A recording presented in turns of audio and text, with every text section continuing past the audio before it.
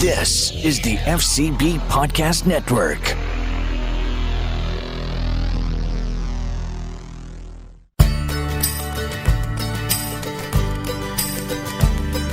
They freed us all from tyranny, risked everything for liberty, and they fought so we would be America, land of the free.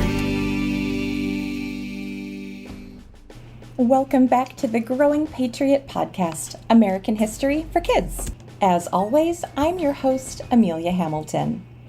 In the last episode, we talked about America's capital being established in Washington, D.C. This is a podcast about America's founding, and now America is well and truly founded. But that doesn't mean the podcast is over. In this episode, I'm going to tell you about 5 things that we didn't do a full episode on, but I still want you to know about. They are the Federalist Papers, Shays Rebellion, the eagle being adopted as our national symbol, the Northwest Ordinance, and the 1793 Neutrality Proclamation.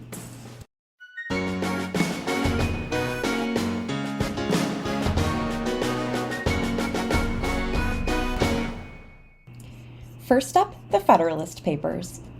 Now, I almost did a full episode about the Federalist Papers and then thought maybe it's just too much detail. And then so many of our other guests talked about it that you ended up learning a lot about them anyway. But here's what you need to know. These papers were a series of 85 different essays written by Alexander Hamilton, John Jay, and James Madison between October 1787 and May 1788. But they didn't have their own names on them. They were written under a pen name of Publius, which means of the people. And that was in honor of the great Roman Publius Valerius Publicola. And that original Publius is credited with being instrumental in founding the Roman Republic, so it was a little wink to him. And these papers were published in different New York State newspapers at the time. Now, it's also important to say, and this is a little bit confusing, but federalism doesn't really mean federal. I know, it's a little bit weird. But federalism describes a system of government where some powers belong to the national federal government, and a lot of the powers belong to the state government. So these essays said that we had to ratify the United States Constitution. We all had to agree to it and make it law. And that was something that had been debated and drafted at the Constitutional Convention in Philadelphia in 1787.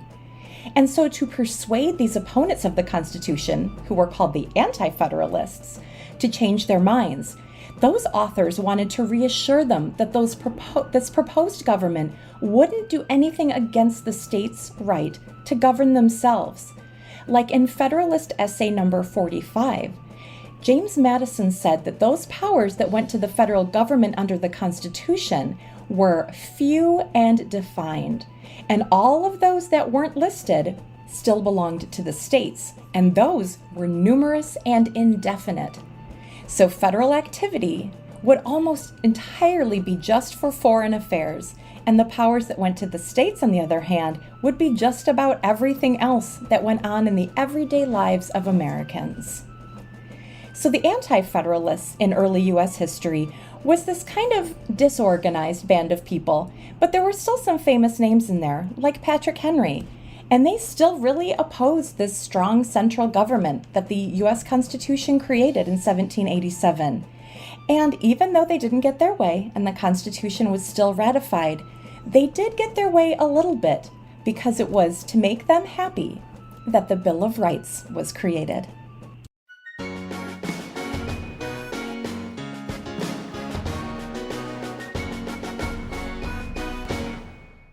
Next up is Shays Rebellion, which, as you might have guessed, was named after a guy named Shays. Daniel Shays was a farmer and a former soldier who had fought at the Battle of Bunker Hill, and he was just one of several leaders. So this was a rebellion that took place from August of 1786 for about 6 months until February of 1787 in western Massachusetts. And this happened, as you can tell, after the American Revolution was already done, but it was still opposing some of the same things, but this time against the American government, things like high taxes and difficult economic conditions. So these armed men forced the closing of several courthouses to prevent things like foreclosures, where they would take away property, and debt processes, where they would take the money that you owed. These were mostly ex-Revolutionary War soldiers like Daniel Shays who had become farmers and were opposing these economic laws and other policies that were causing poverty, that were causing people not to have any money. It all started when the government of Massachusetts decided to raise taxes instead of just printing more money to pay off their debts. The taxes were mostly up to the farmers to pay, particularly farmers in the western part of Massachusetts who already didn't have any money. So, economic conditions got really difficult, and the farmers just couldn't pay their taxes as well as pay the bills for their house and all of the other bills that they owed. So in January of 1787, Shays and about 1,200 farmers headed to a state arsenal. That's where they were storing their weapons, and they marched on Boston. So in response, the governor thought, we're not going to allow this.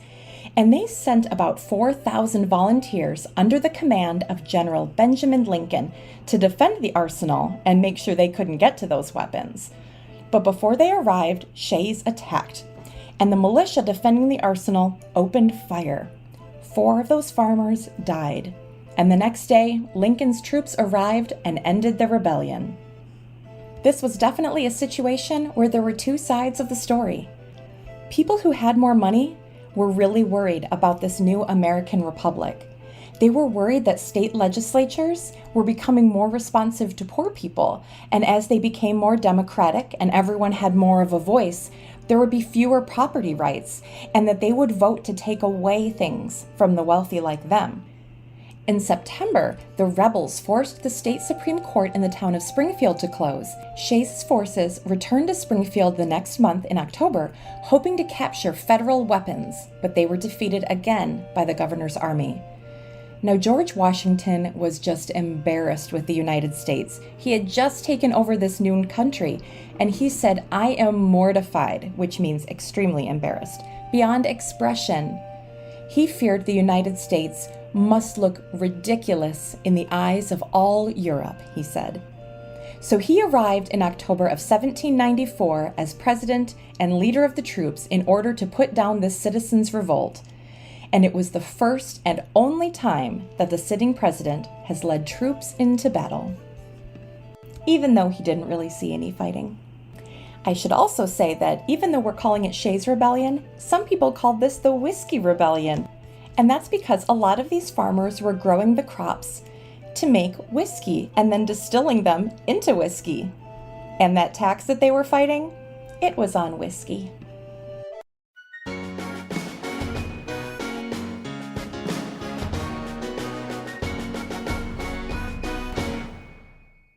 Let's talk about some of the things the Second Continental Congress did. They declared independence. George Washington was put in command of the new American military. They drafted the Articles of Confederation, and they picked a new national symbol, the bald eagle. What? One of those things does not go on the list. But yes, the Second Continental Congress picked the bald eagle to be our national symbol on June 20th, 1782. Here's what happened. After the Declaration of Independence was signed, I bet you know when, July 4th, 1776, Continental Congress gave a big job to Benjamin Franklin, Thomas Jefferson, and John Adams. And that big job was to design an official seal for the new country. That means a picture or an image that would be stamped onto things to show that it was official. So this is something that would represent the new America. It was important. But nothing they designed got approved. And 2 more groups of people tried, but they didn't get approved either. Finally, in June of 1782, all of those failed ideas were given to the Secretary of Congress, a guy named Charles Thomson. And he picked what he thought the best ideas were from all of those designed and made something new. He really liked the eagle that a lawyer from Pennsylvania named William Barton had suggested, because eagles had meant strength since ancient times. So he made the eagle a bigger part of the design, but he made an important change. William Barton had used a traditional white eagle, but Thompson said that we should use a bald eagle instead because they're American. And now you see that bald eagle emblem everywhere, all thanks to Mr. Barton. Now, legend has it that Benjamin Franklin didn't want the bald eagle to be our national symbol. He wanted a turkey instead, but that's not exactly what happened. He wrote a letter to his daughter saying that the bald eagle is, quote, a bird of bad moral character, meaning that they're kind of naughty. He said he does not get his living honestly. He is too lazy to fish for himself. And then he compared eagles to turkeys. He said a turkey is, quote, a much more respectable bird and a true original native of America. He is, besides, though a little vain and silly, a bird of courage, end quote. So that's where the myth comes from, even though he never suggested that we have a turkey on our national seal.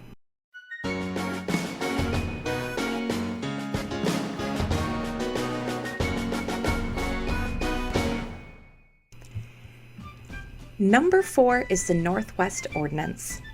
In the early years of America, our government had to figure out how our country was going to grow. People were already starting to explore westward by 1787, and the Northwest Ordinance created a government for that Northwest Territory.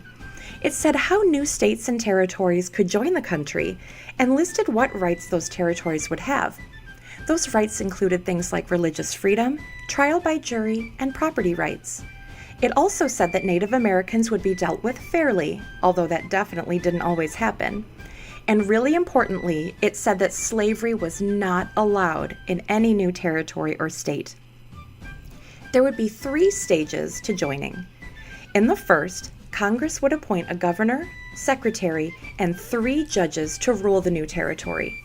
Next, when there were 5,000 free male inhabitants of full age, meaning adults, they would get an elected assembly and 1 delegate to Congress, but that delegate wasn't allowed to vote. And then, when the population got to 60,000 people, a state constitution would be drafted, and they could officially ask to join the United States as a new state. And it's really important to think about how fast America grew in the beginning, so it was so smart that they put those rules in place. Think about it this way. We know we had 13 original colonies that then became 13 original states in 1787. But by 1800, we had 16 states already. By 1820, 23 states. By 1850, there were 31. And by 1900, there were 45. So it was a good thing they were thinking ahead.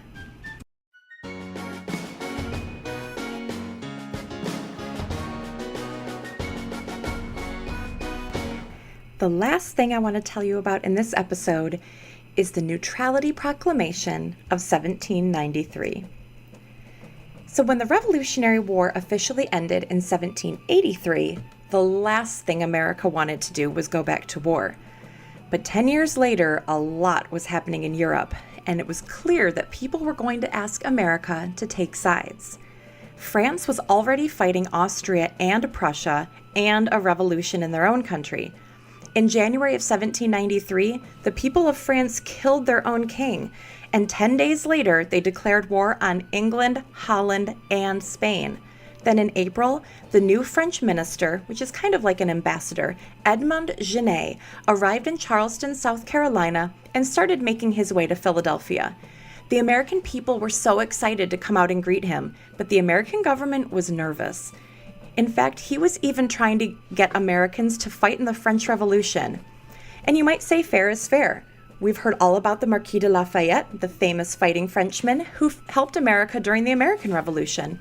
I've told you all about how France gave us support at a really important moment in the very last battle at Yorktown, which got England to surrender, and that's kind of how America won the war. But President George Washington wasn't having any of it. So on April 22nd, 1793, not long after Genet arrived, he issued a Neutrality Proclamation that officially said America was not picking a side in the European wars. The proclamation said, quote, "The duty and interest of the United States require that they should, with sincerity and good faith, adopt and pursue a conduct friendly and impartial toward the belligerent powers, end quote. Basically, that meant we're going to be friends with everybody. That proclamation also told Americans that any American who went against the rule was going to be in big trouble. And if they went off to Europe to fight and got in trouble over there, America was not going to help them out. Some people were pretty upset. They thought that France had helped us and we should fight them back. And we had signed a treaty saying we would. But George Washington had good reason. First of all, when France killed their king, they committed to a very different kind of revolution than America's had been. Remember that American revolutionaries had tried so hard to be fair that John Adams even represented the British soldiers accused in the Boston Massacre. He represented them at trial, and some were found not guilty. And like we've seen so many times before, our founding fathers ended up arguing about this in the newspaper under pen names. Alexander Hamilton wrote under the name of pacifists, which means peaceful or against war, to defend George Washington, and he said neutrality was best for the United States. He argued that we actually didn't owe France any help because they had declared war on other countries, and we had actually only said that we would help them if someone declared war on them. But James Madison disagreed and argued against him, writing under the name of Helvidius. In July, though, Genet lost all of the support that he had in America because he started taking ships that he had captured and turning them into French warships right there in the harbor in the United States.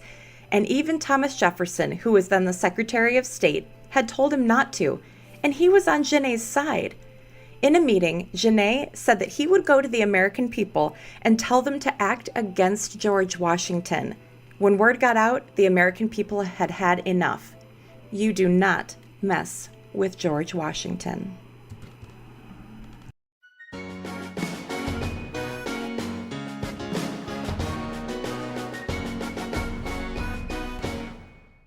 And there you have it. 5 more quick things that I wanted to tell you about America's founding. I can't wait to see you for the next episode, but in the meantime, you can find us at Growing Patriots on Instagram, Facebook, and Twitter. Until next time.